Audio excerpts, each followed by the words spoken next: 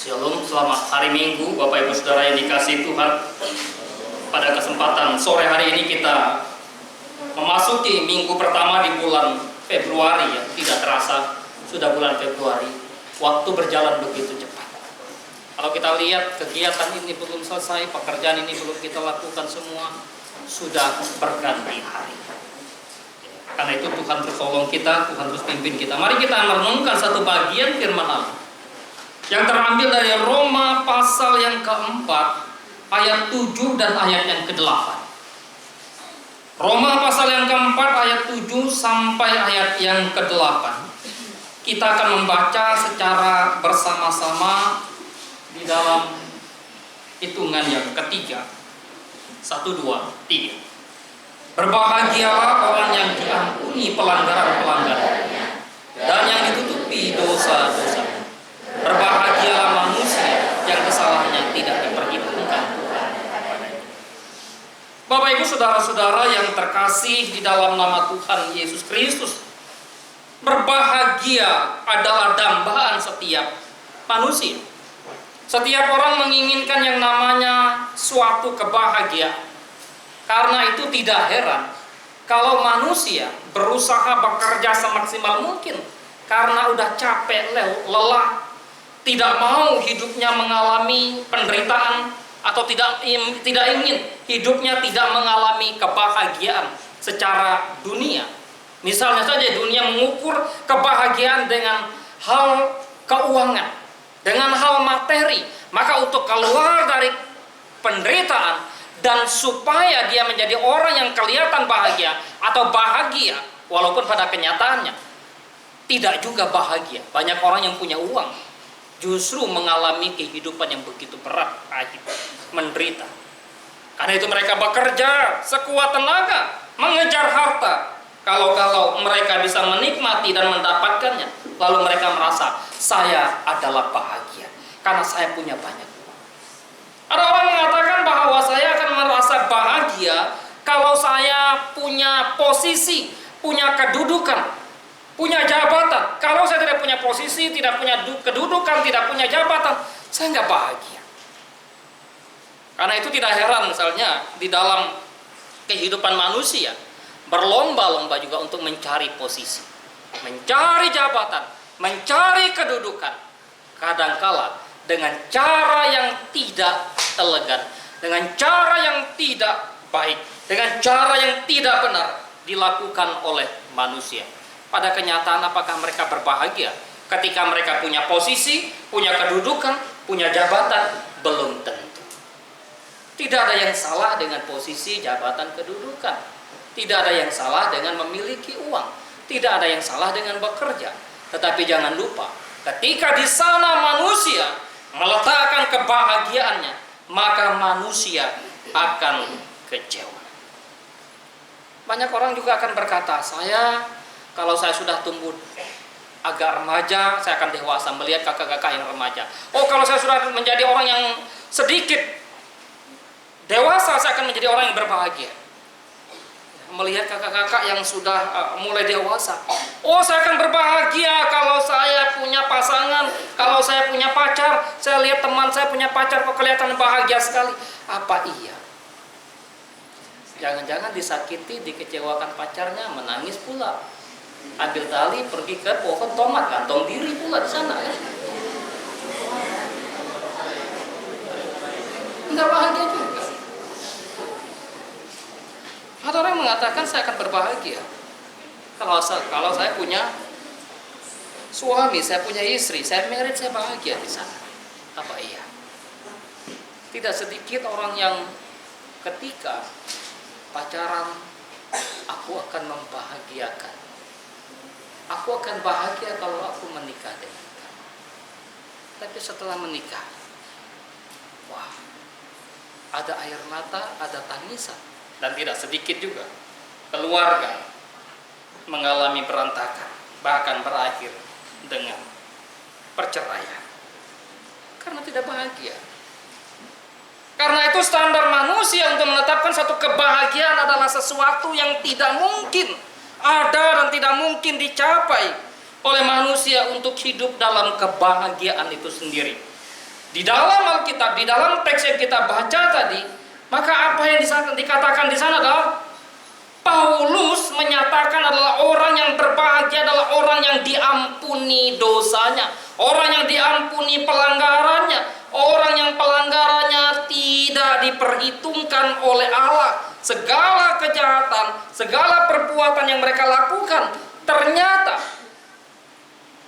tidak membawa mereka kepada satu hukuman yang kekal. Oleh sebab itu maka Paulus menyatakan betapa berbahagianya orang yang demikian. Ini salah satu kutipan dari Mazmur pasal 32. Mazmur pasal 32 adalah Mazmur nyanyian Daud untuk suatu pengajaran. Dan di dalam konteks Roma, maka Paulus ingin mengajar baik orang-orang percaya dari latar belakang Yahudi maupun orang percaya dari latar belakang non-Yahudi. Apa yang dialami oleh manusia ketika manusia tidak mengalami kebahagiaan. Manusia begitu menderita, bukan? Manusia begitu sedih. Manusia begitu meratapi kehidupan mereka. Banyak hal yang membuat manusia untuk tidak bahagia. Tadi bisa saja misalnya memang mengalami suatu kehidupan yang secara finansial sulit, mengalami krisis pendidikan, mengalami krisis sosial, tidak punya teman, lalu merasa saya tidak bahagia dan seterusnya. Tetapi hal yang sangat-sangat menyedihkan dan hal yang sangat membahayakan manusia ketika manusia hidup di dalam kondisi yang berdosa. Apa yang disampaikan oleh Rasul Paulus dalam suratnya kepada jemaat di Roma, dia menggambarkan tentang kondisi dan pergumulan manusia, bahwa semua manusia telah jatuh ke dalam dosa. Manusia telah terikat di dalam kuasa dosa. Mereka telah dikurung, dipenjara oleh yang namanya dosa. Upah dosa ialah maut. Keselamatan tentu saja tidak akan terjadi dengan mencoba mentaati hukum Taurat. Ketika orang percaya, orang Kristen dari latar belakang Yahudi bangga dengan apa yang mereka miliki, bahwa mereka punya Taurat, lalu mereka dari keluarga Abraham yang memiliki janji, dan tentu di sana ada sunat yang mereka terus lakukan, mereka terus pelihara, dan bahkan ada yang namanya hukum Taurat seperti memelihara hari Sabat dan seterusnya. Lalu mereka bangga, mereka berpikir bahwa keselamatan itu adalah milik kami. Kami memperoleh keselamatan dengan melakukan hukum Taurat. Ketika kami melakukan hukum Taurat, maka kami diselamatkan. Kebanggaan orang Kristen dari latar belakang Yahudi. Ya. Tetapi apa yang disampaikan di sana? Kebenaran Allah telah menyelamatkan melalui Yesus Kristus, bukan dengan melakukan hukum Taurat. Dan untuk menciptakan suatu keluarga yang baru, komunitas yang baru, keluarga dalam Kristus melalui keturunan Abraham, maka dasar untuk menikmati berkat Allah, dasar untuk menikmati kebahagiaan itu adalah iman kepada Kristus. Iman di dalam Kristus sama seperti Abraham beriman. Demikianlah manusia menikmati anugerah Allah dan mengalami kebahagiaan ketika mereka memiliki iman.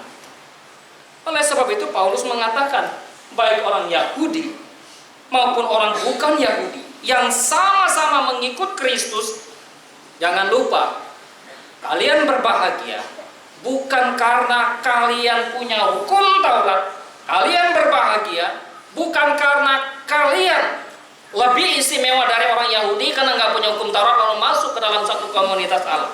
Jangan lupa bahwa dunia tidak pernah mampu memberikan kebahagiaan pada manusia. Dunia tidak akan pernah mampu memberikan kebahagiaan yang sejati pada manusia. Karena itu kebahagiaan yang sejati menjadi milik orang percaya yang hidup di dalam Kristus. Kondisi jemaat Tuhan yang ada di Roma ketika masa kekaisaran Claudius, pada tahun 41 sampai tahun 54 Masehi, orang-orang Yahudi yang ada di Roma diusir semua. Tidak boleh tinggal di Roma, entah dia pengikut Kristus maupun dia orang Yahudi yang tidak mengikut Kristus, semua mesti tinggalkan kota Roma. Suatu penganiayaan yang terjadi yang dialami oleh umat Tuhan. Di tengah-tengah situasi kondisi yang demikianlah Paulus menyerukan bahwa ada kebahagiaan yang dimiliki oleh orang percaya. Ketika orang percaya berlatar belakang Yahudi lalu kembali lagi ke kota Roma, dan mereka melihat ada hal yang bergeser, ada hal yang berubah di dalam kehidupan orang percaya di sana, orang-orang Kristen di sana. Kok orang Kristen ketika kita tinggalkan kota Roma lalu kita kembali lagi, mereka tidak hidup seperti kita sebagai orang Yahudi dan mentaati hukum Taurat. Sehingga bagi orang Yahudi, lalu orang non-Yahudi yang ikut Kristen ini dianggap sebagai penista agama. Kalian menista agama karena kalian tidak melakukan hukum Taurat walaupun kalian sudah percaya kepada Kristus. Orang-orang Yahudi menuntut mereka yang bukan Yahudi itu. Kalian memang Kristen, kami memang Kristen, kita sama-sama Kristen dan mengikut Kristus. Maka kalian yang Kristen dari latar belakang bukan Yahudi, kalian mesti mengikuti cara kami. Dengan cara apa? Sunat harus kalian lakukan. Hari Sabat harus kalian indahkan. Makan makanan yang dipersembahkan kepada berhala tidak boleh lagi kamu makan. Ada hal yang haram, makanan yang haram dan seterusnya. Ada yang halal. Sehingga apa? Paulus melihat ini ada satu perpecahan yang mungkin akan terjadi lebih besar bila tidak diberikan satu pengajaran yang benar. Oleh sebab itu, maka sebagai seorang rasul yang punya perhatian yang besar untuk gereja Tuhan, tidak ingin perpecahan itu terjadi antara Kristen Yahudi dan Kristen non-Yahudi, maka dia mengatakan, ingat, Abraham menerima janji Allah, menerima sunat itu sebelum hukum Taurat diberikan. Daud sebagai representasi dari umat Yahudi, dari orang Israel yang dikatakan berbahagia tatkala dia mewakili umat Tuhan yang sudah hidup dan menerima hukum Taurat pada zaman itu. Karena itu Paulus berusaha untuk mempersatukan kedua kubu ini dengan begitu luar biasa. Oleh sebab itu kalau kita membaca ayat yang ke-9, maka di sana dikatakan, adakah ucapan bahagia ini hanya berlaku bagi orang bersunat saja atau juga bagi orang tak bersunat? Sebab telah kami katakan bahwa pada Abraham iman diperhitungkan sebagai kebenaran. Bapak Ibu Saudara yang dikasihi oleh Tuhan kita Yesus Kristus, maka kita bersyukur kepada Tuhan betapa kita berbahagia sebagai umat Allah, sebagai orang-orang tebusan Tuhan, sebagai orang-orang percaya yang telah diampuni segala dosa dan pelanggaran kita. Karena itu berbahagia hanya bisa diperoleh dari Allah. Berbahagia atau kebahagiaan yang sejati, kebahagiaan yang sesungguhnya hanya dapat diperoleh dari Allah melalui iman kepada Yesus Kristus. Barang siapa tidak percaya kepada Kristus, barang siapa tidak beriman kepada Kristus Yesus sebagai Tuhan dan juru selamat dalam kehidupan mereka, maka tidak akan mungkin manusia mengalami, menerima kebahagiaan yang sejati itu. Kalau kita membaca bagaimana kitab suci ya, dengan secara teliti, hati-hati, maka di sana tidak pernah dikatakan berbahagialah Sakeus karena Sakeus punya posisi kepala pemungut cukai dan begitu banyak uang. Tidak. Berbahagialah seorang anak muda yang punya harta kekayaan yang begitu banyak dalam usianya yang masih muda, dia bahagia. Tidak. Selalu ada kekosongan dalam hati mereka. Ada kekosongan di dalam jiwa mereka yang tidak bisa dipenuhi, diisi dengan oleh harta dunia. Tidak boleh dan tidak akan pernah mungkin diisi dengan persahabatan-persahabatan yang ada. Dan bahkan rekan sekerja Sakeus sendiri pun tidak akan pernah bisa memberikan kebahagiaan sejati pada Sakeus. Karena itu Bapak Ibu Saudara yang dikasihi Tuhan, Alkitab selalu mengatakan, berbahagialah mereka yang punya iman kepada Kristus, yang menderita mengalami penganiayaan, penderitaan karena namaku. Itulah yang disampaikan oleh Kristus di dalam ucapan bahagianya. Sangat berbeda dengan filosofi dunia ketika Yesus menyampaikan ucapan bahagianya. Dan itu bukan terjadi nanti, bukan terjadi ketika orang percaya telah meninggal, tidak. Ketika mereka hidup dalam dunia, mereka sudah mengalami yang namanya kebahagiaan. Walaupun mereka mesti menderita. Karena itu para rasul tidak akan pernah gentar, Paulus tidak akan pernah menyerah untuk melayani Tuhan. Walaupun dalam kondisi yang cacat, dalam kondisi yang tidak sehat, dalam kondisi yang tidak layak secara fisik menurut manusia, tapi dia tidak akan pernah menyerah. Dia begitu giat di dalam melayani Allah, bahkan rela menderita. Demikian juga dengan rasul-rasul yang lain. Ibu bapak saudara-saudara yang dikasihi Tuhan, berbahagialah kita karena kepada kita dianugerahkan iman oleh Allah. Setiap orang percaya dianugerahkan iman tatkala mereka menerima Kristus secara pribadi di dalam kehidupan mereka. Maka ketika itu iman yang dari Allah dianugerahkan kepada mereka sehingga mereka boleh dan beroleh kebahagiaan itu sendiri. Tidak heran ketika orang percaya kepada Kristus lalu mengalami penderitaan, kesulitan, dan mereka tetap maju. Apa yang dikatakan oleh seorang bernama Agustinus ketika ia dalam usia mudanya bergumul dengan segala dosa dan kejahatan yang ia lakukan, mengalami kesulitan, penderitaan, tetapi apa yang ia katakan? Engkau menciptakan kami untuk dirimu ya Tuhan, dan hati kami selalu gelisah sehingga kami menemukan ketenangan padamu.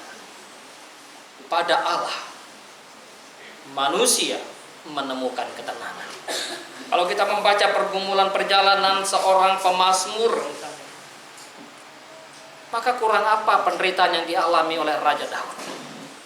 Dikejar terus oleh Saul, mau dibunuh, tetapi tidak pernah dia membalas niat jahat Saul kepadanya. Dia terus melakukan hal yang baik bagi Saul.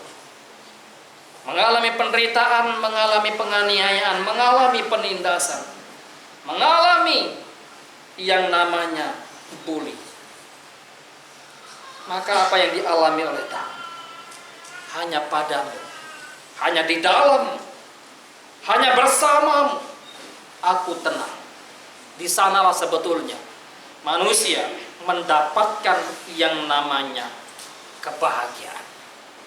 Bapak Ibu saudara-saudara yang terkasih di dalam nama Tuhan Yesus Kristus, kebahagiaan didapatkan, diperoleh ketika manusia mengalami yang namanya pengampunan dari Allah. Manusia yang mengalami pengampunan dari Allah, mereka lah yang disebut sebagai orang yang berbahagia. Janganlah berdiam diri ketika saudara dan saya mengalami satu pelanggaran terhadap hukum Allah. Maka nyatakanlah kepada Allah apa yang menjadi dosa kita. Kalau membaca Mazmur 32, pemazmur dengan begitu jujur memberitahukan dosanya. Dosaku kuberitahukan kepadamu, dosaku kusampaikan kepadamu, tidak ada yang kusembunyikan. Sehingga ketika orang yang mengalami hukuman harusnya karena dosa, upah dosa adalah maut, kasih karunia Allah adalah hidup yang kekal. Dan setiap manusia seharusnya mengalami maut karena dosa yang mereka lakukan. Tetapi Allah tidak memperhitungkan dosa itu kepada mereka. Allah menanggungkan dosa itu kepada dirinya lewat Kristus Yesus Tuhan. Saudara bisa membayangkan, tidak diperhitungkan dalam konteks zaman itu, dipergunakan untuk dunia perekonomian, dunia keuangan. Kalau seseorang punya hutang di bank, tentu saja dia mesti harus membayar hutang itu, bukan? Tapi kalau uangnya tidak punya untuk membayar hutang tersebut, bunganya terus bertambah dan bertambah. Lalu datanglah misalnya seorang penebus, pembayar hutang itu. Dia tidak hanya sekedar memberikan kepada seorang yang punya hutang yang besar itu untuk membayarnya. Dia tidak hanya melunasi hutang tersebut, tapi dia juga memberikan modal, memberikan uang yang lebih, dan uang itu pun tidak diperhitungkan sebagai hutangnya lagi. Bukankah betapa berbahagianya orang yang demikian, yang hutangnya dilunasi dan bahkan diberikan uang yang lebih untuk biaya kehidupan. Itulah gambaran kita manusia yang berdosa, yang seharusnya mati, yang seharusnya disiksa, yang seharusnya binasa, tetapi di dalam diri Yesus Kristus Ia mengambil itu semua, menggantikan kita dengan dirinya, sehingga Dialah yang menderita di atas kayu salib untuk menebus, untuk membayar, untuk melunasi hutang kita, sehingga apa? Murka Allah tidak lagi ditanggungkan kepada manusia yang berdosa yang telah diampuni dosa. Murka Allah ditimpakan kepada Yesus Kristus. Siapa yang sanggup menanggung murka Allah? Enggak ada. Karena itu ketika dosa diselesaikan oleh manusia dengan cara manusia menyelesaikan dosa, maka manusia tidak menemukan cara untuk menyelesaikan dosa. Masalah yang dialami oleh manusia, problem yang besar yang dialami oleh manusia,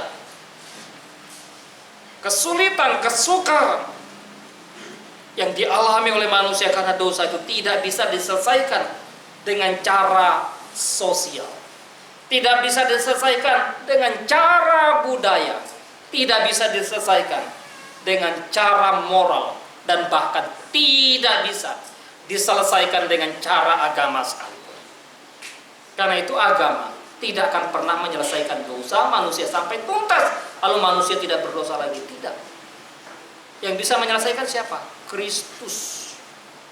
Pengorbanan Kristus, kematian Kristus. Maka Paulus mengingatkan kepada orang percaya di Roma, ingat, dosamu bukan diselesaikan karena hukum Taurat, karena engkau melakukan sunat, karena engkau melakukan tuntutan-tuntutan Taurat itu dan ini, tidak. Tapi karena Kristus yang datang ke dalam dunia, yang mencurahkan darahnya, yang menebus dosa kita. Karena itu ketika Yesus hadir dalam dunia, apa yang dikatakannya kepada mereka yang lemah, yang letih, lesu, dan berbeban berat, Ia berkata, marilah kepadaku. Hei kamu yang letih, lesu, dan berbeban berat, aku akan memberikan kelegaan itu kepadamu.